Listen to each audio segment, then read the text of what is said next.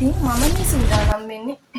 මම මේ සූදානම් වෙන්නේ 6 7 8 9 කියන ඔයාලා හැමෝටම වැදගත් වෙන ඔයාලගේ සිංහල පෙළ පොතේ පළවෙනි පාඩමට අදාළව ජනශ්‍රුතිය කියන කොටසට අදාළව ඔයාලට කරුණු කාරණා ටිකක් ගෙනෙන්න.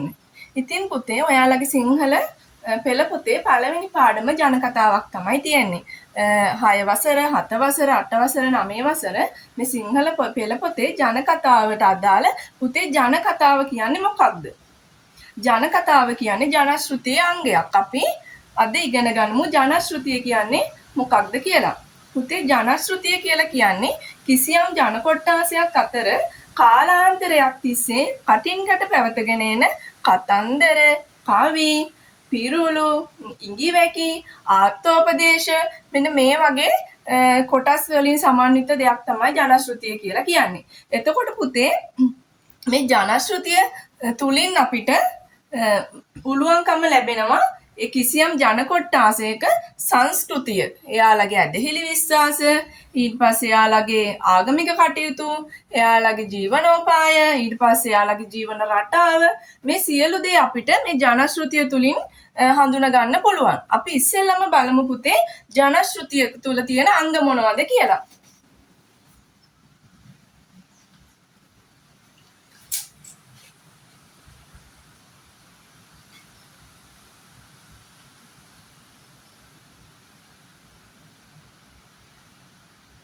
ජනශ්‍රුතිය ගත්තාම පුතේ ජනශ්‍රුතිය අංග කීපයකින් සමන්විත වෙනවා. ජන කතාව,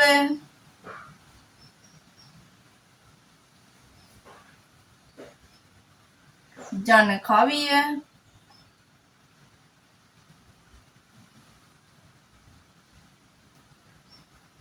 ඉඟිවැකි,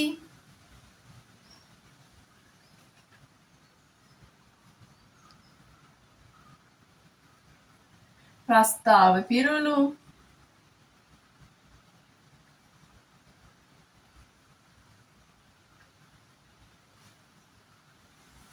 ජන නාටක,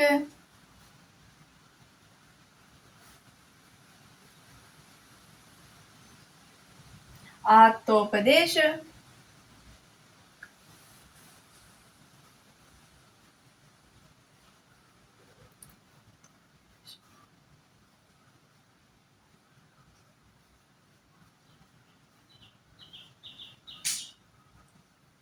මෙන්න මේ වගේ කොටස් කීපයකින් මේ ජනශ්‍රුතිය සමන්විත වෙනවා.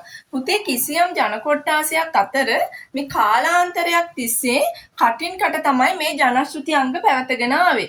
අපි දන්නවා ඉස්සර කාලේ හිටපු අපේ මුතුන් මිත්තෝ ලිවීමේ ක්‍රමයක් ඊට පස්සේ කියවීම මේ පිළිබඳව දැනගෙන හිටියේ නෑ. එතකොට මෙයාලා ස්වයං පෝෂිත ආර්ථික රටාවක් තමයි මෙයාලගේ තිබුණේ. කියන්නේ මෙයාලා රැකී රක්ෂා විදිහට කරේ හේන් ගොවිතැන, ඊට පස්සේ පතල් කර්මාන්තය, ඔරුපාරු පැදීම, ඒ වගේ දේවල් තමයි මෙයාලා ඊට පස්සේ කරත්තවල බඩු එහා මෙහා රැගෙන යාම මෙන්න මේ වගේ දේවල් තමයි මෙයාලා ඉස්සර රැකී රක්ෂා විදිහට කරේ. එතකොට මෙයාලා මේ රැකී රක්ෂා කරනකොට මීවද කඩනකොට, හේන කුඹුරේ වැඩ කරනකොට එතකොට මේ මෙයාලගේ ජීවන අත්දැකීම් තමයි පුතේ මේ ජනශ්‍රුතිය තුලින් අපිට ගෙනහැර පාන්නේ. කියන්නේ මේ ඉස්සර කාලේ මිනිසුන්ගේ සංස්කෘතිය විදහා දක්වන කැටපතක් විදිහට අපිට හඳුන්වන්න පුළුවන් ජනශ්‍රුතිය. එතකොට ලේඛනගත නොවූ ඉතිහාසය අපිට කිසියම් ජන කොට්ටාසයක ලේඛනගත නොවූ ඉතිහාසය මේ ජනශ්‍රුතිය හැදෑරීම තුලින් අධ්‍යයනය කරන්න පුළුවන්. පුතේ මේ පළවෙනි ඒ කියන්නේ ජනශ්‍රුතික අංගයේ ජන කතාව.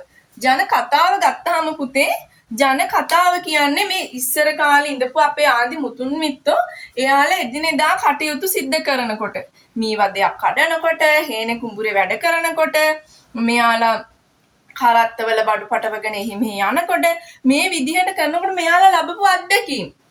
ඒ අත්දැකීම් අනුසාරයෙන් මෙයාලගේ ජීවන කටයුතු කරන ගමන් සිදුවෙච්ච සිදුවීම් තමයි පුතේ ජන කතාවට පෙරළුනේ. එතකොට මේක පොත්පත්වල ලියවුන්නේ මේක කටින් කට තමයි පැවතගෙන ආවේ. දැන් අපි දන්නවා අපේ ආච්චිලා සීයලා අපිට කතන්දර කියලා දුන්නා. කොහොමද පටන් ගත්තේ? ඔන්න එකෝමත් එක කාලෙක එක ගමක හිටියා ගම රාළ කෙනෙක්. ඔන්න ඔය විදිහට තමයි පුතේ මේ කතාව අපි මේ ජන කතාව කියන එක කටින් කට පැවතගෙන ආවේ. එතකොට මේ විදිහට අපි ඉස්සරේ කතන්දර ඉගෙන ගත්තා. එතකොට දැන් වෙනකොට පුතේ මේ ඉගෙනීමේ පහසුව සඳහා මේවා ලේඛනගත වුණත් ඒ කාලේ මේක කටින් කට තමයි පැවතගෙන ආවේ. එතකොට ජන කතාව පුතේ ඒ ගත කරපු මිනිස්සුන්ගේ අත්දැකීම් එයාලා එදිනෙදා වැඩ කටයුතු කරනකොට ඒ ගත්තු එයාලගේ අත්දැකීම් අනුසාරයෙන් තමයි නිතින්ම මේ ජන කතාව කියන එක ගොඩ නැගුණේ. එතකොට ජන කවිය ගත්තාම පුතේ අපි දන්නවා එයාලා ජීවනෝපාය විදිහට කරේ හේන් ගොවිතැන, ඊට පස්සේ කුඹුරු වැඩ, පතල් කර්මාන්ත, කරත්ත කර්මාන්ත, ඔරුපාරු පැදීම මෙන්න මේ වගේ කටයුතු තමයි යාළගේ ජීවනෝපාය උනේ. එතකොට මෙයාලා ගත කරේ පුතේ හරිම කටුක අත්දැකීම්. ඒ කියන්නේ මෙයාලට සැප පහසු ජීවිත තිබුණේ නැහැ. මෙයාලා ගොඩක් දුෂ්කර ජීවිත තමයි ගත කරේ. එතකොට මේ ගත කරනකොට පුතේ මෙයාලගේ වෙහෙස, මහන්සිය, ඊට පස්සේ පාළුවක්, තනිකම මකා ගන්න මෙයාලගේ මුවින් නිතර පිට වුණා මෙයාලගේ හිතේ තිබිච්ච හැඟීම්. එන්න ඒව තමයි පුතේ ජන කවියට පෙරළුනේ. අපි උදාහරණයක් විදිහට ගමු හේනේ පැල් රකින්න විට. අපි දන්නවා ඉස්සර කාලේ ඉඳපු අය ලොකු කැලෑ එලිපෙහෙලි කරලා තමයි හේන් ගොවිතැන් කරේ. එතකොට මේ හේන් ගොවිතැන් කරලා පුතේ දවල්ට මෙයාලා හේනේ වැඩ කරලා එළවලු හිටවලා ඊට පස්සේ මේක රාත්‍රී කාලයේ ආරක්ෂා කරගන්න ඕනි. කාගෙන්ද ආරක්ෂා කරගන්න ඕනි? මේක ආරක්ෂා කරගන්න ඕනි වන සතුන්ගෙන්. මොකද මෙයාලා කැලෑ එලිපෙහෙලි කරලා මේ හේන් ගොවිතැන් සිද්ධ කරලා ඊට පස්සේ මේගොල්ලෝ මේවා වගා කටයුතු කරාට පස්සේ මේ වගාවන් විනාශ කරන්න වන සතුන් පැමිණෙනවා. එතකොට පුතේ ගොඩක් දුරට වන සතුන් රැයට තමයි මේ වගාවන් විනාශ කරන්න කාදමන්න එන්නේ. ඉතින් දවල් දවසේ මේ වෙහෙස මහන්සි වෙලා වැඩ කරන මුතුන් මිත්තු මොකද කරන්නේ? රාත්‍රී කාලයේ තමන්ගේ හේන ආරක්ෂා කරගන්න පැල් රකින්නවා. එතකොට මෙයාලා හේන කියන්නේ හේන හදද්දි මෙයාලා මොකද කරන්නේ? විශාල ගහක් හේන ඉතුරු කරනවා. ඒ ඉතුරු කරලා ඒ ගහ උඩ තමයි පුතේ පැලක් හදාගෙන ඒකේ මැස්සක් හදාගෙන ඕකේ තමයි රෑ එළි වෙනකන් නිදි මරාගෙන මෙයාලා මේ පැල් රකින්නේ. එතකොට මේ පැල් රකින්න ගමන් නිදිය ගන්නවද? නෑ නිදිය ගන්න නෑ. එතකොට මේ වනසත්තු ඇවිල්ලා මේවා විනාශ කරනවා. මෙයාලා දවල්ට වෙහෙස මහන්සි වෙලා වැඩ කරලා ඊට පස්සේ රාත්‍රී කාලයේත් ඇහැරගෙන මෙයාලගේ මේ ගොවිතැන ආරක්ෂා කරනවා. අන්න ඒ ආරක්ෂා කරනකොට මෙයාලා ඉන්නේ ගොඩක් වෙහෙස වෙලා. මෙයාලා ඉන්නේ ගොඩක් මහන්සියෙන්. ඊට පස්සේ මෙයාලා පාළුවෙන් ඉන්නේ ඇයි? තමන්ගේ ගෙදර ළමයි දාලා, බිරිඳ දාලා ඇවිල්ලා මේ කැලෑවක තමයි දැන් ඔන්න මේ නතර වෙලා ඉන්නේ රාත්‍රී කාලේ. මේ ඉන්නකොට මෙයාලා මේ පාළුවෙන් කාන්සියෙන් ඉන්නකොට මෙයාලා මොකද කරන්නේ? මෙයාලගේ මුවින් මෙයාලගේ හැඟීම් නිරන්තරයෙන් පිට වෙනවා. අන්නේ පිට වෙන හැඟීම් තමයි පුතේ ජන කවිය බවට පත් උනේ. මම උදාහරණයක් කියන්නම්. දැන් ඔන්න රෑ පැල් රකින්න මිනිස්සෙක් හේනේ ඇහැරගෙන ඉන්න ගමන් මේ මිනිස්සයාට මතක් වෙනවා තමන්ගේ ගෙදර, තමන්ගේ බිරිඳ, මම මේ ඉන්නේ තනියම. මේවා මතක් වෙනකොට මෙයාගේ කටින් නිරන්තරයෙන් පිටවන වදන් හැඟීම් ගැනීම මේ ජන කවියට පෙරළුණා. අහන්න පුතේ මම උදාහරණයක් කියන්නම්. මන්දාරමට උඩ ඉගිලෙන වැහිලිහිනි ගොනුගේ පිටේ බැන්දා වැනි බරගෝනි වෙල ළඟ අම්බලම කාටත් පරවේනි මට තනි නැත නුඹ නාඩන් උලලේනි. පුතේ බලන්න ඒ කියන්නේ මේ පැල් රකින්න කෙනෙක් එයාගේ පාළුව තනිකම මකා ගන්න ගායනා කරපු කවියක්. එතකොට මේ එයාගේ හිතේ තිබිච්ච වදන් තමයි මේ කවියට පෙරළුනේ. දැන් මෙයා රෑ තනියම පැල් රකින්න ගමන් මේ කිසිම සද්දයක් බද්දයක් ඇහෙනවද? නෑ පුතේ රාත්‍රිය හරි නිශ්ශබ්දයි. එතකොට මේ උලම කියලා සතෙක් ඉන්නව අහලා තියෙනව නේද? ඒ උලම කියන සතා පුතේ රෑට කෑ ගහනවා. එතකොට දැන් නම් මූන් කෑ ගහන එක හරි මූසලයි කියලා තමයි කියන්නේ.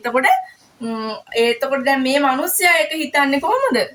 මේ මගේ තනියට මම ගැන දුක හිතිලා තමයි මේ උලලේනි කෑ ගහන්නේ. ඒකයි කියන්නේ මට තනි නෑ නුඹ නාඩන් උලලේනි. ඒ කියන්නේ මේ මිනිස්සයා දකින්නේ කොයි විදියටද? අනේ මේ මම ගැන දුක හිතලා මේ උලලේනිත් අඬනවා කියලා. ඒකයි කියන්නේ මට තනි නැත නුඹ නාඩන් උලලේනි කියලා. ඒ කියන්නේ මෙයාලා ගත කරපු පුතේ මේ දුෂ්කර ජීවිතේ තමයි මෙයාලා මේ පැල් කවියෙන් ඒ කියන්නේ තමන්ගේ ඒ හැඟීම් දැනීම් තමයි මෙයාලගේ මුවින් නිරන්තරයෙන් පිට වුනේ. එතකොට ජන කවිය ඉඟිවැකි පුතේ අපේ ආන්ති මුතුන් මිත්තන් එදිනෙදා ව්‍යවහාරයේ කතා බහ කරනකොට භාවිතා කරා ඉඟිවැකි. ඉඟිවැකි කියන්නේ මොනවද? යමක් ඉංගියෙන් ප්‍රකාශ කිරීම. අපි කියනවා ඉඟිවැකි කියලා. කියමු බලන්න උදාහරණයක්. හීන්දාඩිය දැම්මා.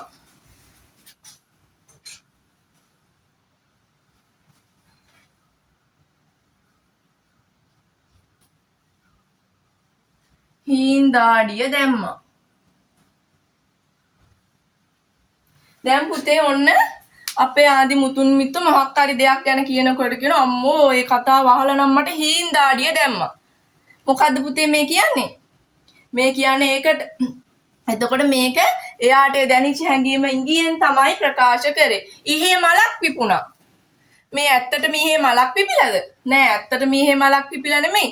දැඩි සතුටකටපත් වුණාම අපි කියනවා ඉහේ මලක් පිපුණා කියලා. මේ කියන්නේ පුතේ මේ ජනශ්‍රුති අංගය කියන්නේ මේ අපේ ආදි මුතුන් මිත්තෝ ඒ කියන්නේ එයාලා එයා කොට්ටාසයක් විදිහට ජීවත් වෙනකොට මෙයාලගේ මුවින් මේ නිරන්තරයෙන් පිට වෙච්ච වදන්.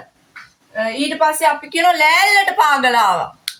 මොකද්ද මේ ලෑල්ලට පාගලා ආවා කියන්නේ? ඉතා වේගයෙන් පැමුණාම කියනවා ලෑල්ලට පාගලා ආවා. එතකොට මෙන්න මේ විදිහට පුතේ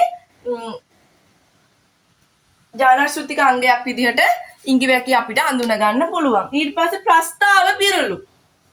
මේ ජන කතාව ඇසුරෙන් ඉස්සර කාලේ මුතුන් මිත්තෝ එදිනෙදා ව්‍යවහාරික කතා බහ කරනකොට මේ ප්‍රස්තාව පිරළු ඇති වුණා කියන්න බලන්න එක. ඔව් කලුවා මාරපන ගියා වගේ. දැන් අපි කියනවා මොනවා හරි කෙටි මාර්ගයක් තිබියදී ඒ කියන්නේ මොනවා හරි දෙයක් විමසීමකින් තොරව සිදු කරනකොට අපි කියනවා කලුවා මාරපන ගියා වගේ කියලා. ඒ කියන්නේ මොනවා හරි කටයුත්තක් කරනකොට ඒක විමසීමකින් තොරව සිදු කරාම කලුවා මාරපන ගියා වගේ කියනවා. ඊට පස්සේ අපි මොකද්ද කියන්නේ? පරන් ගියා කෝට්ටේ ගියා වගේ කියන්නේ මොකද්ද? ඒ කියන්නේ කෙටි මාර්ගයක් තිබියදී දුර පාරකින් ගියාම අපි කියනවා පරන් ගියා කෝට්ටේ ගියා වගේ කියලා. මේ පුතේ ජන කතාව ආශ්‍රයෙන් තමයි මේවා ගෙතුනේ. කියන්නේ මෙයාලගේ මුවින් මේ පිට වෙච්ච වදන් මේවා කටින් කට තමයි පැවතගෙන ආවේ. එතකොට අපි බලමු ආත්මෝපදේශ. ආත්මෝපදේශ කියන්නේ පුතේ මේ ආදි දැනුම ඇති පුද්ගලයන් විසින් අපට ලබා දුන්න උපදේශ. පනින්න පෙර සිතා බලමු. එතකොට මෙන්න මේ වගේ මේ ජනශ්‍රුතික අංග විදිහට මේ ඊට පස්සේ ජන නාටක තියෙනවා, ජන නැටුම් තියෙනවා. එතකොට මේ විදිහට මේ ජනශ්‍රුතික අංග තුලින් තමයි පුතේ අපේ මේ කියන්නේ ඉස්සර කාලේ මිනිසුන්ගේ සංස්කෘතිය, ආගමික විශ්වාස, ඇදහිලි, යාළගේ ජීවන රටාව, ඊට පස්සේ යාළා ගත කරපු ජීවිතය, යාළගේ ජීවනෝපාය මාර්ග, රැකී ආරක්ෂා පිළිබඳ මේ හැම දෙයක්ම අපිට හඳුනාගත හැකි වෙන්නේ මේ ජනශ්‍රුතිය තුලින්.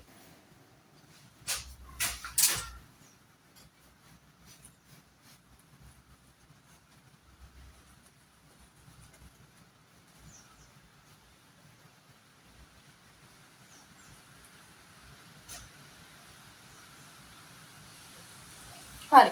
අපි ඊළඟට බලමු පුතේ ජනශ්‍රුතියේ තියෙන ලක්ෂණ මොනවද කියලා. දැන් අපි ඉගෙන ගත්තා ජනශ්‍රුතිය කියන්නේ මොකක්ද කියලා. ඒ වගේම ජනශ්‍රුතික අංග පිළිබඳවත් ඉගෙන ගත්තා. අපි බලමු ජනශ්‍රුතියක තියෙන ලක්ෂණ මොනවද කියලා. පුතේ ජනශ්‍රුතියක තියෙන ලක්ෂණ තමයි පළවෙනි එක සරල බව.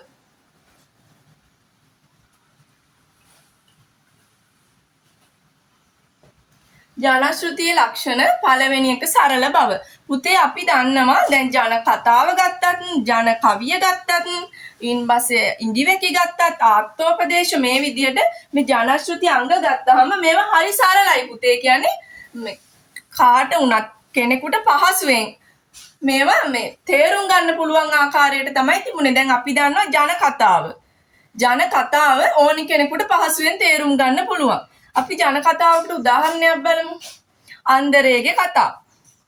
ඔයාලා අහලා තියෙනවද අන්දරේ සීනි කාපු කතාව? අන්දරේ පුතේ අන්දරේ කියන්නේ රජමාලිගාවේ ඉඳපු විහිළුකාරයා. රජමාලිගාවේ කවටයා. ඉතින් දවසක් අන්දරේ රජමාලිගාවට යනකොට දකින්නම මේ රජමාලිගාවේ සීනි පැදුරක් වේලෙන්න දාලා තියෙනවා. ඉතින් අන්දරේ පොඩ්ඩක් කිට්ටු කරලා බලනවා.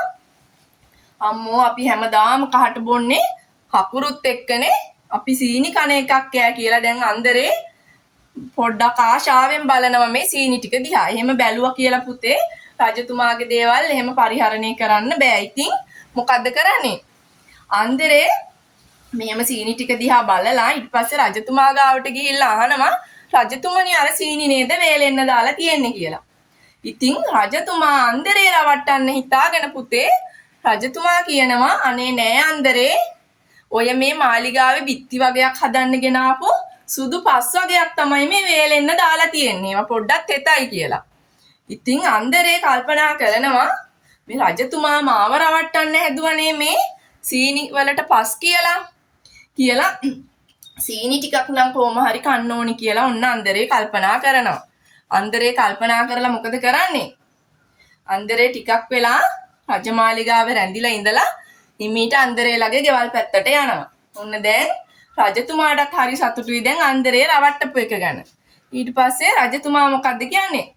රජ බිසවට කියනවා අද නම් අන්දරේ රැවටුණා කියලා. ඔන්න අන්දරේ හිමීට ගිහිල්ලා අන්දරේගේ පොඩි පුතාට කියනවා පුතේ රජමාලිගාවේ සීනි වගේක් වේලෙන්න දාලා තියෙනවා. අද නම් අපි දෙන්නට ඇති වෙන්න සීනි කන්න පුළුවන්. අපි දෙන්න පොඩි වැඩක් කරමුද කියලා ඔන්න පුතාගෙන් අහනවා. දැන් පුතා මොකද කරන්නේ? පුතත් ආසයි සීනි කන්න. හා කියලා දැන් ඔන්න දෙන්නත් එක්ක කතා වෙනවා මොකද කරන්නේ කියලා. අන්දරේ කියනවා පුතේ මම ඉස්සෙල්ලම රජමාලිගාවට යන්නම්. ගියාට පස්සේ ඔයා අම්මා මලෝ කියාගෙන අඬාගෙන එන්න. ඊට පස්සේ අපි දෙන්නත් එක්ක සීනි කමු. රජතුමා මාව රැවට්ටුවා ඒ සීනි නෙමෙයි පස් කියලා. අපි දෙන්න ඇති වෙන්න සීනි කමු කියලා ඔන්න දැන් කිව්වා පුතාට. පුතත් ඉතින් අදහසට කැමති වුණා. දැන් අන්දරේ ඉස්සලම රජමාලිගාවට ගිහිල්ලා දැන් ඔන්න සීනි පැදුරට කිට්ටු කරලා රජතුමත් එක්ක කතා කර කර ඉන්නවා. ඔන්න ඉන්නකොට අන්දරේගේ පුතා ඈත ඉඳන් අඬාගෙන විලාප තියාගෙන දුවගෙන එනවා. දැන් ඉතින් රජතුමා කියනවා අන්දරේ අර ඔහේගේ පුතා නේද අර දුවගෙන එන්නේ කියලා ඔන්න දැන් කියනවා. ඊට පස්සේ අන්දරෙත් මුකුත් දන්නේ නැති විදිහට ඔව් රජතුමනි පුතා තමයි කියලා කියනවා. ඔන්න දැන් පුතා දුවගෙන ඇවිල්ලා අනේ තාත්තේ අපි ඉවරයි අපේ අම්මා මැරුණා කියලා විලාප තීතියා අඬන්න පටන් ගන්නවා. එතකොට අන්දරෙන් මොකද කරන්නේ? අනේ පුතේ දැන් අපි ජීවත් වෙලා වැඩක් නැහැ. අපි දෙන්නම ඉවරයි කියලා අපිට දැන් තියෙන්නේ පස් කන්න තමයි කියලා ඔන්න දෙන්නත් එක්ක අර පැදුරේ දිගා වෙලා තරඟෙට සීනි ටික කන්න පටන් ගන්නවා. පුතාටත් කවන ගමන් අන්දරෙත් මොකද කරන්නේ? ඇති වෙන්න සීනි කනවා. අනේ පුතේ උඹේ කටෙත් පස් මගේ කටෙත් පස් කියලා අද ඉඳන් අපි දෙන්නට පස් තමයි කන්න වෙන්නේ කියලා ඇති වෙන්න සීනි කනවා. දැන් මේක බලන් ඉඳපු රජතුමා මොකද කියන්නේ? හා අන්දරේ ඔය පස් නෙමෙයි ඔය සීනි. ඕව කන්න එපා කියලා ඔන්න දැන් රජතුමා කියනවා. එතකොට අන්දරේ කියනවා රජතුමනි රජතුමානේ කිව්වේ මේ පස් කියලා. දැන් කොහොමද සීනි උනේ කියලා ඔන්න දැන් රජතුමාට අන්දරේ කියනවා. රජතුමා ඊට පස්සේ දැනගන්නවා අන්දරේව රවට්ටන්න ගිහිල්ලා අන්තිමේ තමන්ම රැවටුණා කියලා. එතකොට පුතේ ඊට පස්සේ අන්දරේ පුතයි දෙන්න ඇති වෙන්න සීනි කාලා රජතුමාවත් රවට්ටනවා. ඉතින් ඕක ජන කතාවක්. දැන් පුතේ මේක මේ ජන කතාවේ ලක්ෂණයක් තමයි හරිම සරලයි. ඒ කියන්නේ ඕනි කෙනෙකුට පහසුවෙන් මේක තේරුම් ගන්න පුළුවන්. ඊට පස්සේ දෙවෙනි කාරණාව තමයි පුතේ මේ ජනශ්‍රුතික අංගවල තියෙනවා උපදේශයක් ලබා දීම.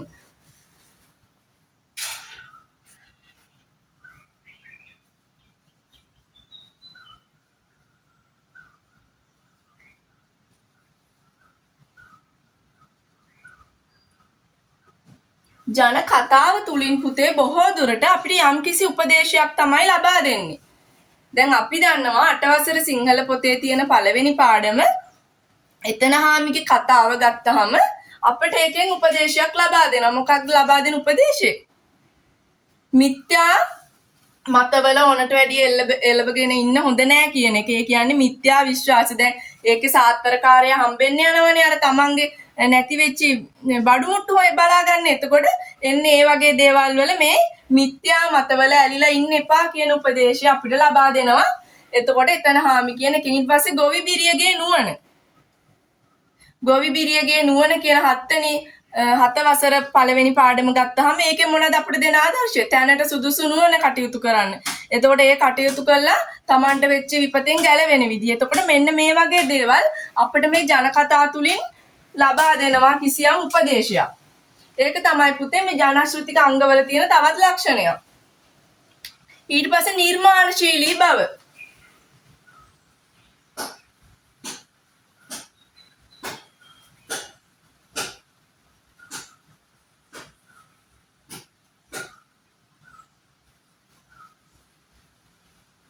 නිර්මාණාත්මක බව. පුතේ මේ ජනශ්‍රුතියේ තියෙන තවත් ලක්ෂණයක් තමයි මේ ජන කතාව ගත්තත් මේකේ තියෙන තවත් ලක්ෂණයක් තමයි නිර්මාණාත්මක බව. මේක ඒ කියන්නේ මේ ජනශ්‍රුතික අංග ජන කතාව ගත්තත් ජන කවිය ගත්තත් ඊට පස්සේ ජන නාටක ගත්තත් මේව ගොඩාක් නිර්මාණාත්මකයි. ඒ කියන්නේ අපිට ලස්සනට රස විඳින්න අහන්න පුළුවන් විදිහට ගොඩාක් නිර්මාණශීලී විදිහට තමයි මේක ඒ කියන්නේ ඒගොල්ලෝ මේ කටින් කට පවතගෙන ආවේ ගොඩාක් නිර්මාණාත්මක විදියට තව කෙනෙකුට රස විඳින්න පුළුවන් ආකාරයට. ඊට පස්සේ රසපාප්ත බව.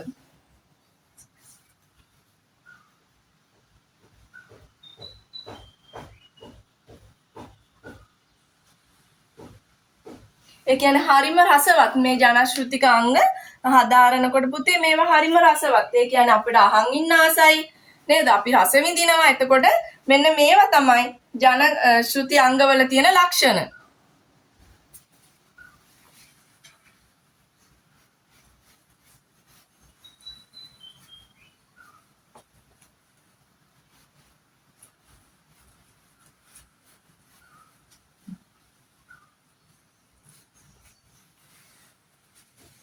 අපි ඊළඟට බලමු පුතේ මේ ජන කතාව කියන්නේ මොකක්ද කියලා.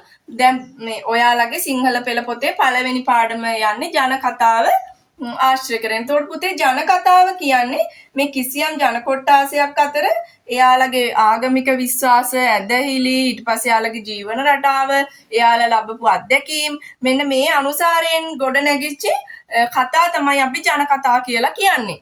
එතකොට මේ ජන කතාව තුලින් පුතේ මම කිව්වා අපිට කිසියම් උපදේශයක් ලබා දෙනවා. ඊට පස්සේ අපේ ජීවිතය හදාගන්න, ඒ වගේම අපිට ගොඩක් රසවත් අපිට ඒක රස විඳින්න පුළුවන් නිර්මාණයක් වෙනවා. එතකොට මේ ජන කතාව ගත්තාම අපි මේක ගොඩක් රස විඳිනවා. හරිම සරලයි. අපිට තේරුම් ගන්න පුළුවන් භාෂාවෙන් තමයි මේක තියෙන්නේ. මෙන්න මේවා තමයි පුතේ ජන කතාවක ලක්ෂණ වෙන්නේ. එතකොට අපිට ජන කතාවක් හැදෑරීම තුලින් අපිට පුළුවන්කම ලැබෙනවා ඒ ජන කොට්ටාසේ තියෙන ගොඩක් දේවල් දැන කියා ගන්න. ඒ කියන්නේ එයාලගේ ආගමික විශ්වාස, ඇදහිලි, එයාලගේ ජීවන රටාව, එයාලගේ ආහාර පාන, එයාලගේ ජීවන පුරුදු මෙන්න මේ විදිය ගොඩාක් දේවල් මේ ජන කතාව හැදෑරීම තුලින් අපිට දැන කියා ගන්න පුළුවන්කම ලැබෙනවා.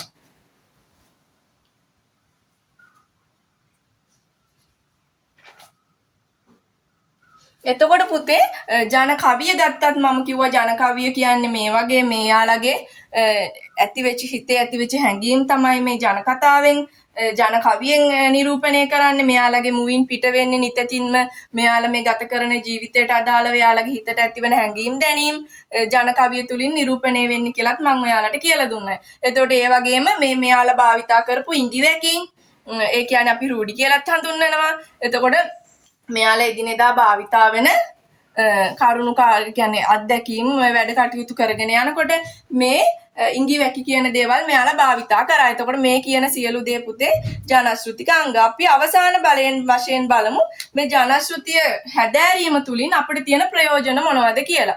ජනශ්‍රුතිය හැදෑරීම තුලින් පුතේ අපිට කිසියම් ජන කොට්ටාසයක ඒ කියන්නේ එයාලගේ සංස්කෘතිය පිළිබඳව අපිට යම් අදහසක් ගන්න පුළුවන්. ඊට පස්සේ එයාලගේ ආගමික විශ්වාසය ඇදහිලි පිළිබඳව අපිට හදාරන්න පුළුවන්. ඊට පස්සේ එයාලගේ ජීවන රටාව, එයාලගේ ජීවන පුරුදු පිළිබඳව අපට අවබෝධයක් ලබා ගන්න පුළුවන්. ඒ වගේම ලේඛනගත නොවූ ඉතිහාසය, මේ කිසියම් ජන කොට්ටාසයක ලේඛනගත නොවූ ඉතිහාසය මේ ජනශ්‍රුතිය තුල අපිට අඳුන ගන්න පුළුවන්. එතකොට මෙන්න මේ කරුණු කාරණා තමයි ජනශ්‍රුතිය හැදෑරීම තුලින් ඔයාලට ඉගෙන ගන්න පුළුවන් වෙන කාරණා.